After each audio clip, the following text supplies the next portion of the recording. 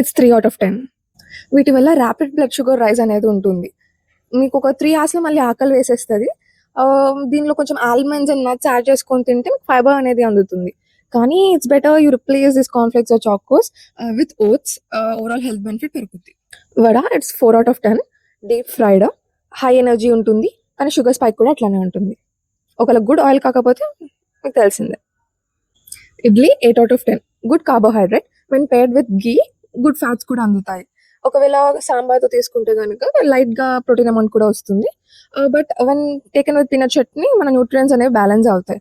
ఓవరాల్గా it's a very energy dense food. లిమిటెడ్లో అయితే మంచిది. Bread and jam 3/10. Completely refined carbohydrates and processed sugars. దీనివల్ల ర్యాపిడ్గా బ్లడ్ షుగర్ అనేది రైజ్ అవుతుంది. Better to avoid. Eggs 7/10. Protein ఇంకా గుడ్ ఫ్యాట్స్కి మంచి సోర్స్, కానీ కార్బోహైడ్రేట్స్ అనేవి మిస్ అవుతున్నాయి. ఉప్మా, దీంట్లో తెల్ల రవ్వ ఉప్మా, ఎర్ర రవ్వ ఉప్మా ఉంటాయి. 7/10 అండ్ 9/10. ఒకవేళ వెజిటబుల్స్తో పేర్ చేస్తే మాత్రం ఫైబర్స్ అనేవి చాలా మంచిగా దొరుకుతాయి.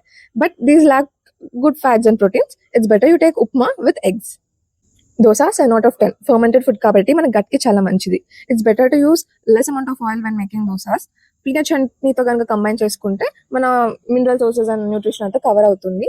కార్బోహైడ్రేట్ రిచ్ ఉంటుంది. లిమిటెడ్గా తింటే మంచిది. వెయిట్ లాస్ చక్కర్లో పడి ఇంప్రాపర్ డైట్ తీసుకుంటున్నాను. Balanced diet is very important. Remember, balance is the key.